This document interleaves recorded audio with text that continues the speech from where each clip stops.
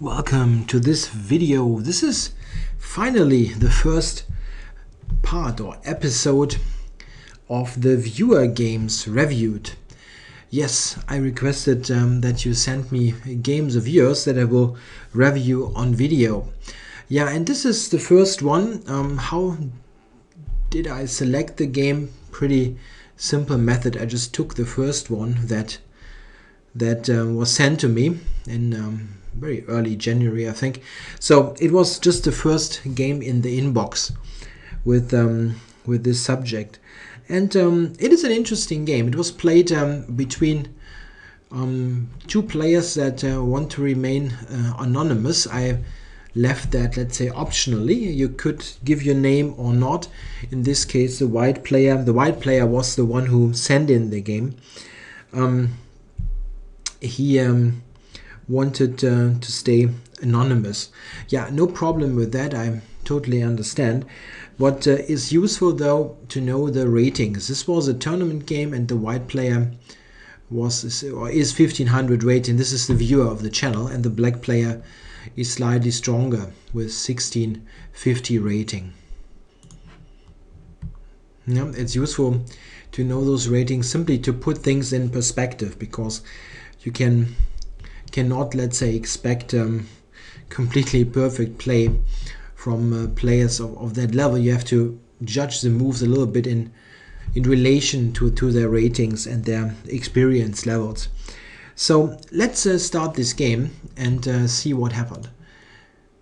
White went c4. By the way, I will of course also look at the black player, yeah, even if we mostly want to look at what our viewer here has done, and he wants some feedback obviously on his play, which I will give, but I also of course will have a look what black did and try to evaluate what happened. So c4, the English opening, not quite clear. There might be transpositions to quite a lot, but relatively quickly after knight f6, g3, c5, we come to something that really can only be called the English. It is the symmetrical English with c4, c5.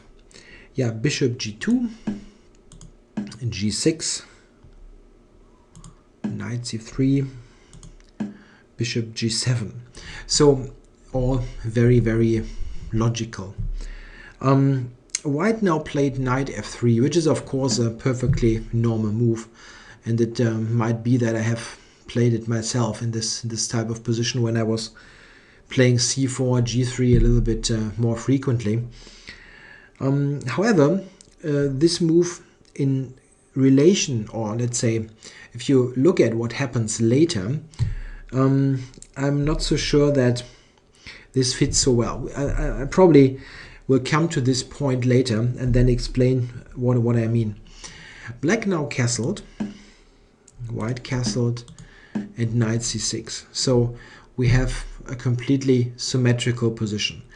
Those positions look deceptively simple, but they aren't, because at one point the symmetry will be broken, and there will be something happening that injects life into the position. Here white now has a very fundamental choice. He can play d4, or he can avoid this move. This is the basic question that he needs to answer now. That the people who examined this opening theoretically and years of practice have actually pretty much proved that white should play d4. In general, I can say that it is my opinion, and I think I'm mostly shared by other players, that in those kind of situations, c4, c5, the symmetrical English, the player who plays d4 or d5, we will see that white is actually playing d3 instead of d4. The player who is going in for this break with d4 is normally the one trying to gain the initiative. And this is in general, I think, what we should try to do, trying to fight for the initiative. With black playing d5 is a little bit more difficult, because of the tempo down. It is only possible in some specific situations, or actually really early. For example, if we go back here, yeah, here black could play d5 if he wants. The same pawn break that white had on move, I think it's move 7, right? Yeah, move 7. Here black could have done that. Yeah. However, here there is some specific circumstances. Here, for example, white has this pressure on d5, so black actually should retreat the knight now, which is not very desirable, yeah, to move the knight all of the time, but you have gotten your break in. In the actual game, if we look at this, d3 was played. But if now d4 takes, there is not this big pressure on d4, so white is not forced to move the knight. In fact, the main theoretical continuation here is the capture, and then black plays d6. And in this position, white normally is believed to enjoy very slight advantage. Nothing special, but it is a nice position, mostly based on the fact that this bishop is having a very nice diagonal, some pressure on this pawn on b7, and white has a little bit more space, oftentimes also connected with the idea to put a knight on d5 later, yeah, not in the next 2 or 3 moves. Usually you should go d4. Also in other situations, if you don't play d4, you have very little left in terms of constructive play. What is white going to do? The position at the moment is completely closed, and you have to get in some sort of break with the pawns to open up files. Yeah, of course, I mean, you can do a nothing move like rook e1 or something, but it is really having no particular idea. You either play for d4, or now we come to the second plan that white may go for. You can play for a3 and b4, breaking on the queen side. This is actually what the white player tries to do in this game. However, if you want to do that, yeah, follow this idea with a3, b4, you can actually say, okay, then it might be an idea to start right here.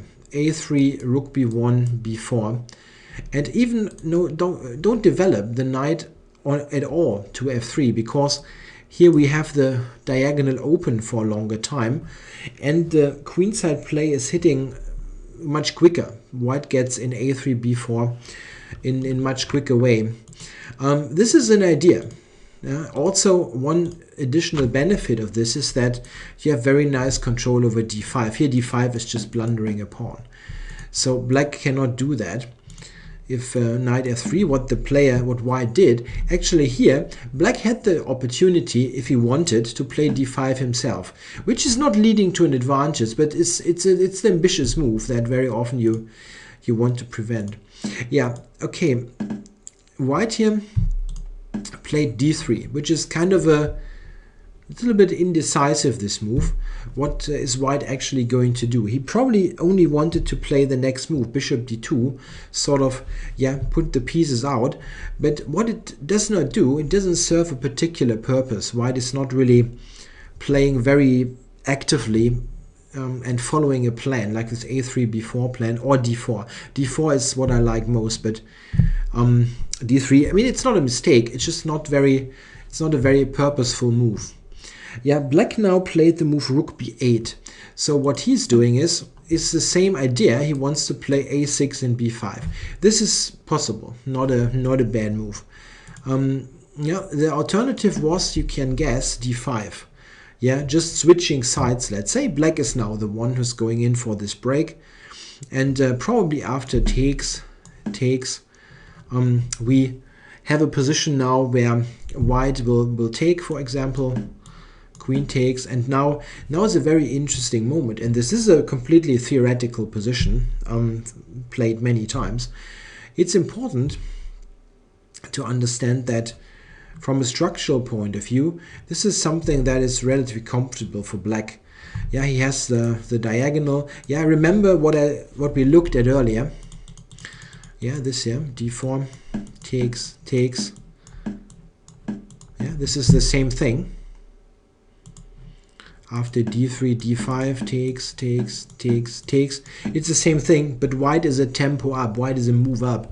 And in fact, this extra tempo is something that white can use with bishop e3, intending this discovery, knight d4. This is actually a relatively sharp line. I mean, yeah, it's not as sharp as the dragon or whatever, but there are some tactics going on, and very often this leads to equality. d5 is a good move that black can play, but it is important really that white plays actively here. If he plays some lame moves, yeah, I don't know, a3 or whatever, something lame, then black will take over the initiative. Yeah, d5 was the principled alternative. Rook b8 is not bad, but I like to play in the center with d5. Yeah, bishop d2. This is a move that is not doing very much. He wants to potentially connect rooks and possibly cover c3. But what it is not doing is it's not addressing what black wants to do. Black will play a6, b5, and white has to do something about it. And bishop d2 is not reacting to the plan. As we will see, what white can do, he can basically do the same like it's doing, yeah, like this. Rook b1, a6, a3, b5, takes, takes, and now white is just ready to play b4, and now we will get a completely symmetrical position, which is kind of a boring result of this, but this is due to the fact that white played the somewhat not very active move d3, where if you go d4 you can fight for an advantage, but here you are just staying, and this is a pretty dull position really. It's totally symmetrical and probably not much will happen. But this is what white has to do. He's reduced to that, let's say. He went bishop d2 instead, and now we see black playing a6, rook b1 was played, and now black plays a very mysterious move. Black actually has everything set up for the move b5, and to my surprise he's not playing it. Yeah. If he plays b5 now, black is just a little bit more comfortable. The problem is you're too late with your a3 b4 counter plan, and white now is in a bit of a in a spot of bother. What is he going to do?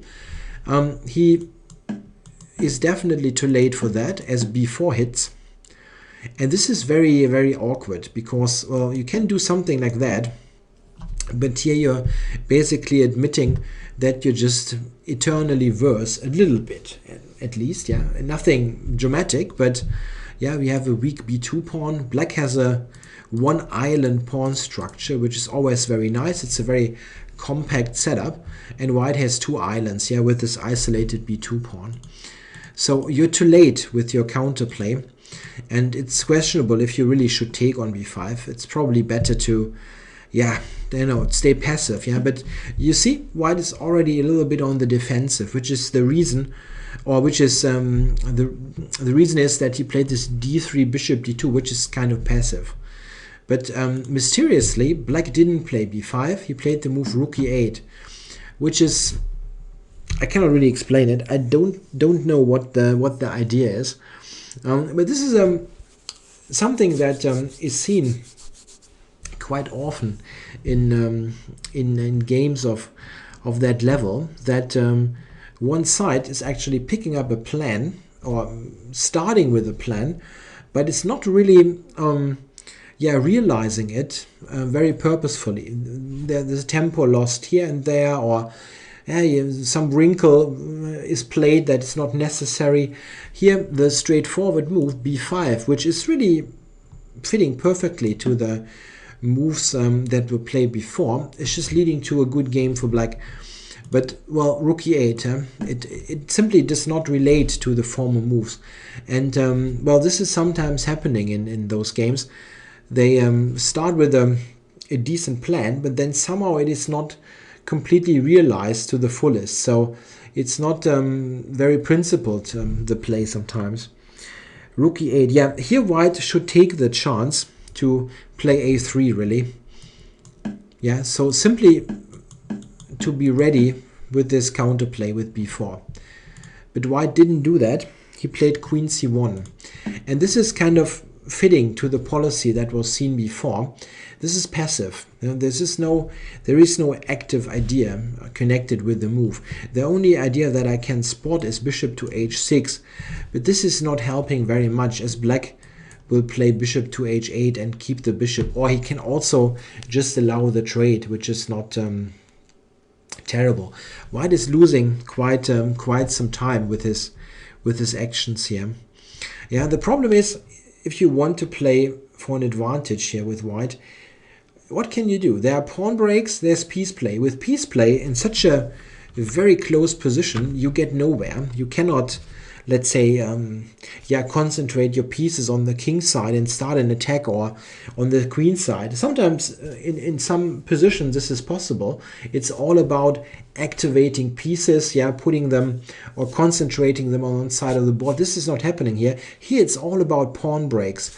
And white is not going for any pawn break. He really should go a3, and if it's only to counter black's play. But you never know. Maybe rook e8 was the start of something totally different, and maybe black plays, I don't know, e6, or hard to guess, and then you get b4 in, and all of a sudden you're kind of in the game. So you should play with one plan and really follow it through, especially if it's about pawn breaks, because those are time crucial. You cannot just linger around all the time and then play the break later. It might not be possible later. So queen c1, and now again black should just play b5, which he didn't. He didn't play b5. What he did is he played d5. So he mixed plans. He maybe knew or felt that there are those ideas like a6, b5, rook b8, queenside play, and there's d5. But what he did is he mixed it up completely. He started with the queenside play with those three, with these moves, rook b8 and a6, but didn't play b5, and now he switches back to a d5 plan. So this is not very. It's not a very consequent way to play. You should, who says A has to say B, should follow up on your idea. Which does not mean you should follow every idea blindly. If you start an idea, which is kind of a maneuver that takes 3, 4, 5 moves, and then after move 2 you see, oh well, that's not going to work. Okay, you should just bite the bullet and, well, let's see to limit the damage. But this is not the case here. It's not that those ideas with a6, rook b8 were nonsense. Black could just play b5, but he's going back to the d5 idea. As it turns out, this move here is a really big mistake. cd5, knight d5, and now white played the move a3. This kind of fits to what happened earlier. White is not really thinking, it seems, in terms of active play. He's playing a kind of a move that belongs in the position. Very often you go a3 to play b4. Okay, but it's always very important to think about positions also in very concrete terms. Chess is a very concrete game. Every concrete threat, idea, tactic, it totally overrules any strategic consideration. You can be positioned as nice as you want. If there's a tactic and he mates you, it doesn't help you that you have a great knight somewhere or things like that. Here white, with very concrete play, could have gotten an excellent position. And the thing is, what he could do is he could take on d5, which is a move that has to be calculated, really like a tactic in any case, because it is totally forced. After knight takes, black has to take with the queen. And this is something that white has to calculate in any case also, because the queen is now right in the diagonal of the bishop. So it's always tactically somewhat dubious, this kind of situation. You have to check those discoveries by the knight. If you start to calculate discoveries by the knight on f3, you will come to the conclusion that at the moment they don't really add up too much. Yeah, a move like knight g5 is kind of pointless. Yeah, black can even take on a2. Yeah, but what we need is, we need a better discovery. We need a good square to go to with the knight. And when you look at the position, you probably will spot the move bishop to f4. And this is a strong move. It is a tempo move. That's very important. We use the position of the rook. Note that this rook position also does not fit totally. It does not fit in with this d5 break, yeah, as bishop f4 here is coming with a tempo. This is a very, very problematic move now. Black has to react to this attack on the rook. And after he has reacted, white has a big discovery by the knight. The big problem is, after rook a8, white has knight e5. And all of a sudden, yeah, notice like a coiled spring how white's position has become active. Black really ran into this with his mistimed d5 break. Yeah, here black is in big trouble. The queen is attacked. If you grab on a2, this is directly losing an exchange on top. Yeah, that's a complete loss. Black has to go back, and after that white can take here. And now this is a fantastic position for white. Yeah, the white structure is completely sound. There is no weakness whatsoever, and black has those, yeah, immensely weak double pawns. Important is being precise. In this position, white is better, but you should make sure that you cash in the best possible way. It's important to see that you will win the c5 pawn anyway. Black has absolutely no way to save that. When you see that it will be attacked with bishop to e3 and possibly, yeah, later with some heavy piece coming on the c5, rook c1 or something, the pawn will drop. So what we need to do is we just have to kill the counterplay. On e2, for example. If white plays a move like rook e1, bishop f3 is similar, but a move like this, it covers this possible counterplay. And if white gets time, like b3, queen c2, rook c1, bishop e3, he will pick up the pawn in a very convenient way and have a fantastic endgame with a pawn and still a bad structure. It's not really necessary at this point to start calculating stuff. Yeah, like, can you take here? Yeah, maybe you can, but now two pawns are hanging. Yeah? It's kind of complicated. It's not necessary. With a sound move like this, you're probably winning without any hassle. Note that black still cannot take because this picks up the exchange. Yeah, it's very important to understand that this line is totally forced. Black also cannot do here because this is even losing more material. So the mistake that the white player made here, the viewer, was that he didn't think of this position in concrete terms. He really should start to calculate here and also start to think about some active moves. Yeah, white cannot just a3 is kind of, okay, I'm doing nothing, what are you doing? Yeah, you want to be active and play some threatening moves. And with this you can all of a sudden grab the initiative and get a really nice position. It's really about thinking about the forcing moves. Taking bishop f4, this is forcing, it's very forcing chess. This rook is attacked and black has to react. So this was a big opportunity that the white player missed with this a3 move. Yeah, now black actually should take on c3 and get rid of this somewhat unstable knight position on d5. He played, however, e5. Yeah, e5. Again, it's white's move. What should he play? He took on d5. That's correct. And here. Yeah, here white played the move bishop c3, and this is a pattern that's forming in this game. What white is not doing, he's not thinking in concrete moves and threats. Bishop c3 is a kind of move, okay, I'll do that, what are you doing? It's not threatening anything. Black now has, okay, it is threatening knight d4, let's say, yeah? But black will remove the queen. And did he do that? Queen d6, right. Yeah, he will remove the queen, and then there is nothing happening really. Instead, if you look at this, what you need to be aware of is always this situation. There are tactics. This is concrete moves now. Knight g5, those kind of moves are possible.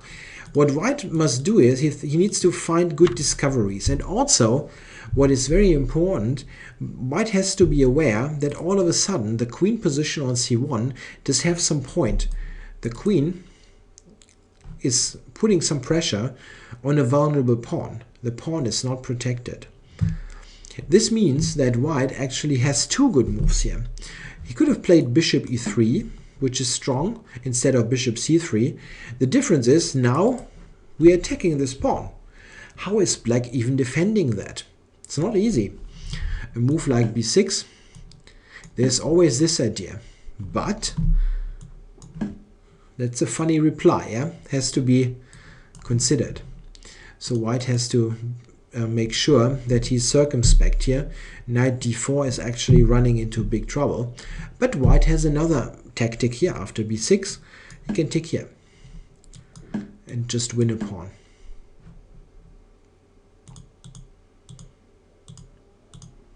Yeah, you have to spot the weaknesses in the opponent's positions. Here the weaknesses are the somewhat shaky position of the queen. This is lending to tactics. Yeah. Then important, the c5 pawn is a liability. The combination of the two factors actually lead to white being in a very good shape here. Bishop b3 would have led to an advantage, or knight g5 also. This is in fact a very concrete line when you look at it. The queen is attacked, and well, if it moves, we are probably just taking c5. Has to be checked in every concrete case. After queen d8, for example, queen c5 is not 100% clear after knight d4, because there are some counter threats all of a sudden. But white has to move queen c4. But okay, look at this. This is active. Yeah, this is active play. White has threats here. And all of a sudden, he has gained the initiative. So this is what he needed to do. Knight g5 or bishop e3. I don't know what I like better. It's both pretty convincing. Bishop c3 is just threatening knight d4, but black can react to that pretty easily. And now again, white is sitting with a somewhat passive structure. He played queen d2 and knight d4. Yeah, that's very often a key idea. You put the knight in the middle of the board, and well, the move e3 leads to weaknesses here. Like if you look at this. Check. Yeah, here the pawn is somewhat vulnerable on d3. And if white takes, well, here it is not really possible. But I mean, here this is kind of embarrassing. But in any case, if you take, it will be replaced by a strong pawn that also limits white's possibilities. What he did is right, actually. He played b4, getting some play on the queen side. And I'm glad that he played active move now. Yeah, you cannot sit around all the time. You have to do something active. Black played b5. Takes. b5 is a bit questionable, but it takes a very precise play to prove that. Here the white player, our viewer, he played knight takes d4 now, which is the kind of obvious move that comes to mind. In fact, here he could have played stronger, but that's not easy to see. I mean, really, realistically, it's not easy to see. The move rook c1 is quite strong here. The point is that black cannot really conveniently take on a3, but as mentioned, it's not so easy to see.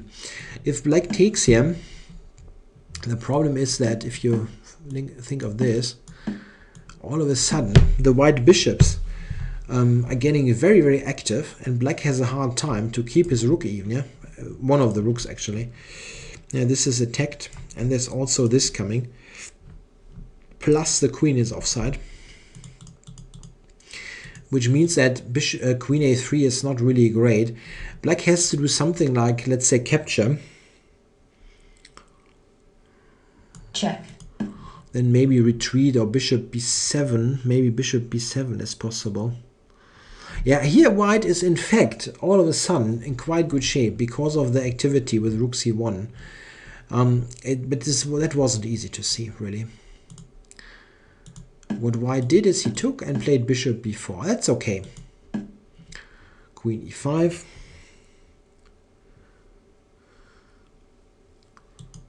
And rook b2. Yeah, well, e2 was attacked, so this makes sense.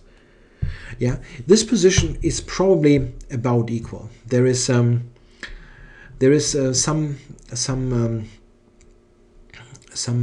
asymmetry here with a6 and b5.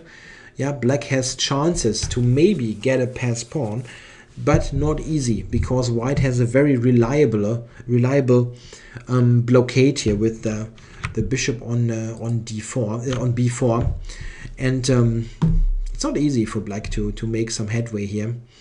Yeah, the bishop is also covering this weakened square, so white is nicely positioned for defense, which is doesn't mean he is worse. It's just like it balances out each other. White also has some ideas on the c file. We will see that. Rook b2, as mentioned, was the last move. Bishop b7. Yeah, trading this off.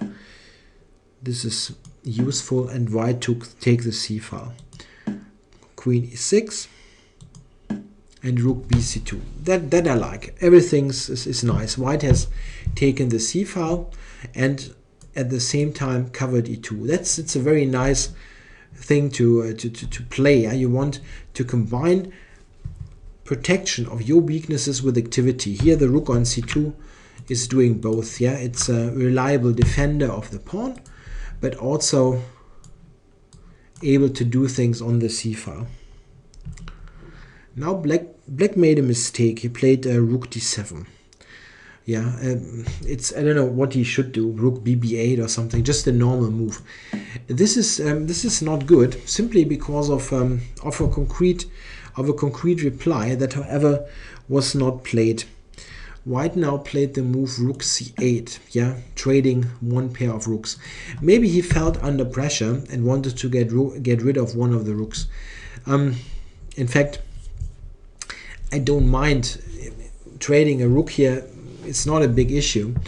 Like, it's not bad for white, but he had an active idea, and it is quite comparable to earlier situations in the game. White is not thinking in terms of concrete moves. Yeah, he was probably thinking, okay, I want to trade one rook. I want to make my defense easier. But why do you want to trade here if you can play rook c6? White can also attack things. Rook c6 attacks the queen and attacks the pawn. The only little thing that you need to see is that after queen takes, check, rook c8 is winning the house due to the back rank.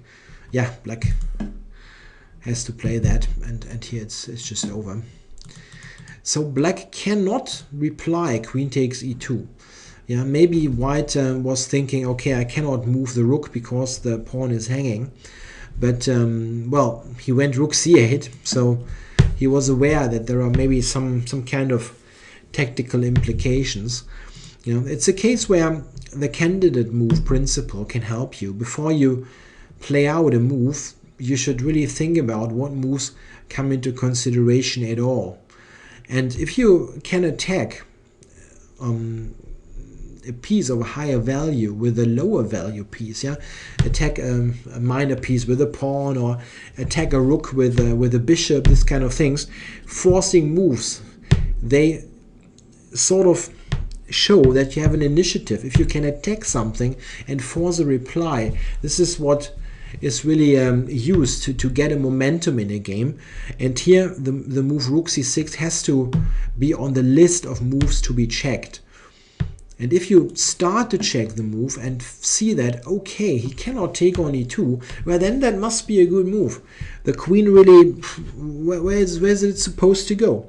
If you start the calculation here, you see that probably maybe queen g4, yeah, just an active move. If you play something passive, it can't be really good. So queen g4, and now we just take it. Yeah, a pawn is a pawn, and we can now safely tell black, okay, show me what you got. And black, again, he cannot take on e2. Yeah, the rook position here is very unlucky. Let's say rook e2. Check. And that's it. Yeah, it's really the worst possible place for this rook. Yeah, so white basically could have won a pawn. And it is, I have to say, if you look at the line, rook here, black is not dead yet. Yeah, he will continue stuff like this. It shouldn't be underestimated. Yeah, white has a slightly weakened king position without the fianchetto bishop, so it's not something where you should expect to win automatically. Yeah, but white, of course, has a substantial advantage. He just has won the pawn and now needs to be precise in defense. A good idea is to start with something like that, that again protects the pawn. Now e2 was also hanging. Yeah, as challenge. I really should get rid of that one. Let's close the challenge option here.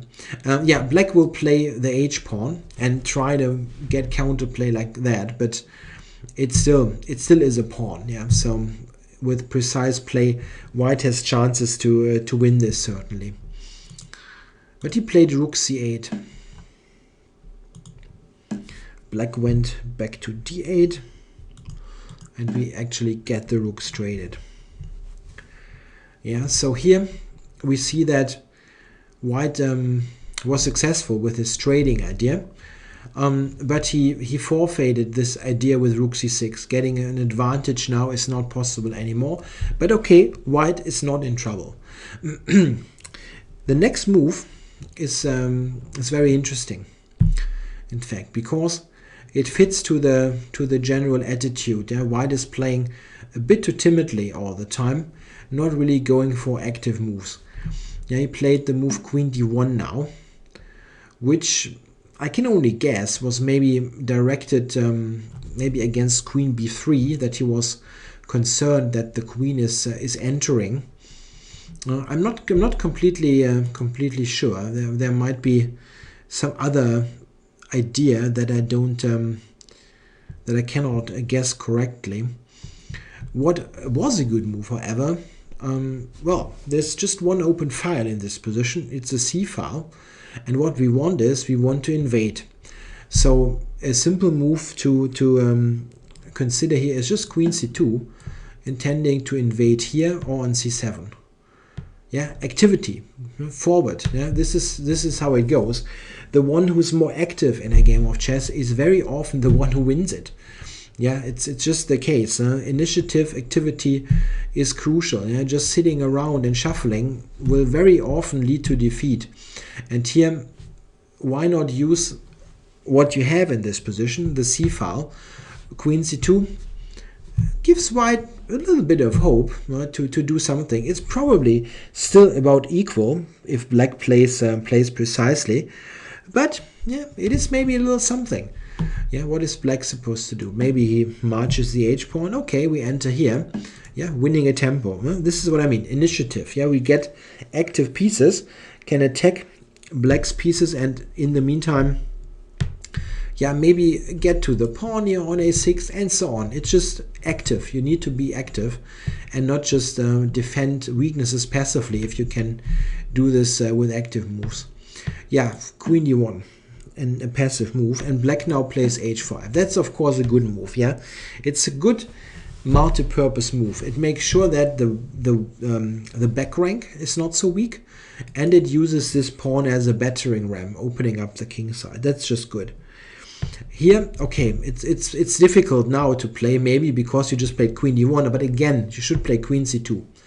Queen c2, queen to queen c8 for queen c6 or queen c7, activating the queen. White played h4. This is not, I mean, it's still okay. It's still about equal, but it is just passive. Yeah, you can play actively. You should do it. This is actually like in 95% of the time. Yeah, there are very, very few exceptions where passive defense or passive play is really the right one. Sometimes we come into a situation where we don't spot an active defense. Okay, then you just failed in finding the active defense or active way to play. This sometimes happens. I mean, especially with lack of time. I mean, if you play blitz chess, I mean, on my games, yeah, sometimes I get into positions where I make passive moves and just sit there and I'm kind of, what a position is that? And sometimes you don't see the active defense. But if you see one, if you see an active way to play, an active way to defend or whatever, and you see a passive one, really discard the passive one. It will be worse almost all of the time. So here queen c2 again was the right way to go. After h4, black is getting an initiative that is really somewhat dangerous and a strong move now, very strong move. Black now played g5. I have to say that ultimately it should be still equal, but yeah, black is taking the initiative here. Very important. Yeah?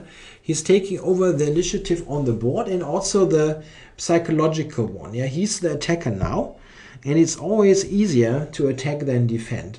With g5, he has, he shows that he saw that white's king position is weakened, and he's getting to work immediately, opening this up. Now it gets difficult. I also assume that I don't have the information about the time spent, but I also suspect that the time was getting low here.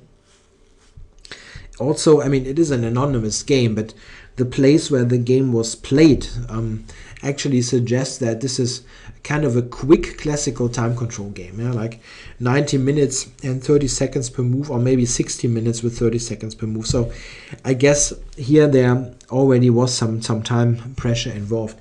White now played the move queen d2, which is a good one. White also could have taken and then h4. That was the idea. But the defense here is really tricky. A move like queen f1, for example, will defend, but it is not easy to come up with those ideas. Yeah, it's not a very intuitive move. The idea is to here, I'm sorry, of course not, to have this available. And now, it's a question what black is going to do. He can do something, something like that.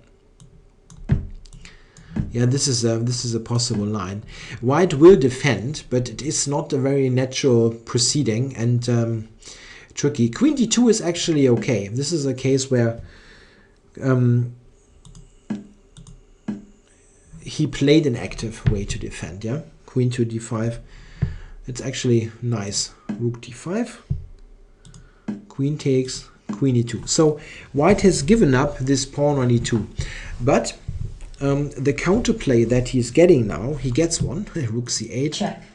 Here is difficult to realize in a practical game. Also a case where the computer aided analysis is not painting a very accurate picture. If you look at the position and give it to a computer, it will just say 0 0 0 equal. Yeah, and the point is, however, it is very difficult to find. It's really difficult to find. The move that is obviously is the wrong word. It's drawing. The computer is really proving that. Is queen f4. It's not a very intuitive move. What is this doing? It attacks f7. Okay. But other than that, it seems like black has a ton of options. But it's not so easy at all. How is he going to proceed? The other idea here is rook c7, yeah, attacking here. For example, let's say black retreats with the queen to cover this. Rook c7. Yeah, and how is black defending now? Yeah, if you do this, then queen e4 is good. Yeah, setting up the pin, and after the trade, black is in a situation where he will not be able to defend those three pawns. It's a very concrete calculation after queen f4, but if you compare this to other tactical concrete situation in the game, a very complex one, after queen f4, black has a ton of moves. And sometimes the moves that are key for white are not easy to find. After king g6, for example, which is using the king actively, a very possible move, then the move rook g8 is actually strong, threatening bishop to f8. Yeah, and those moves are not super easy to find. Queen f4 was the way to continue, but it is very difficult. He played queen e4 check, which is the more obvious move. Takes, and now black makes a mistake, which is giving away the advantage that was granted to him after queen e4 check. He should have played the move rook d7 now. What he played is actually kind of mysterious, but it's probably also due to time problems. Rook d7 is the strongest move here, and this is simply due to this very basic but very true rule that the rooks are best behind the passers. You want to support your d-pawn, which is your trump card, and on d7 the rook is doing this job perfectly. Yeah, if white is trying to snatch pawns, you're going to push the pawn here, and you're going to get active in various ways. You can go rook e7 now, or rook d4, and black is the one being active and calling the shots. Due to the reduced material, white can fight with some hope, but this is definitely better for black. What he did, the black player here, is rook e5. Yeah, that's not really where the rook wants to be. After f3, the rook is looking just at a very safely protected pawn, and it wasn't a very successful idea. Bishop h6, and now rook c6. This is okay.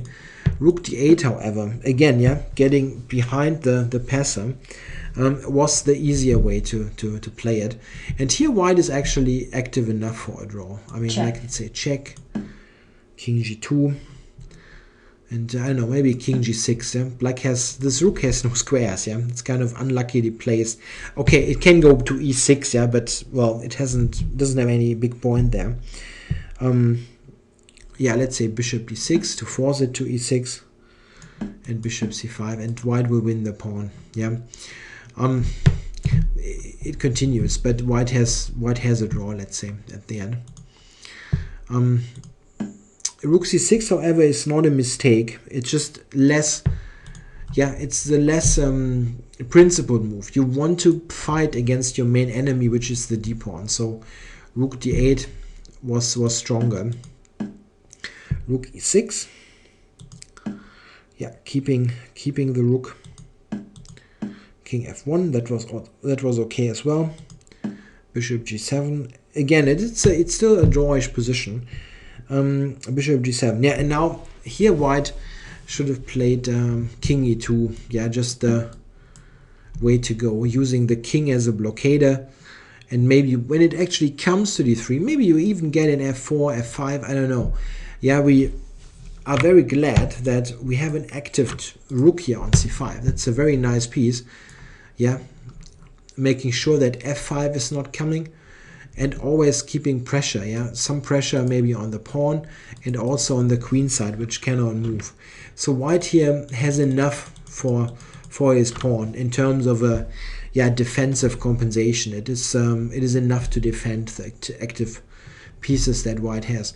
However, in the game he played the move a4, which is a tragic error after this fight, as now bishop f8 was winning material. So white here is at least losing an exchange, and this is a position where losing the exchange is the same thing as losing the game. Yeah, as the passes are just too strong.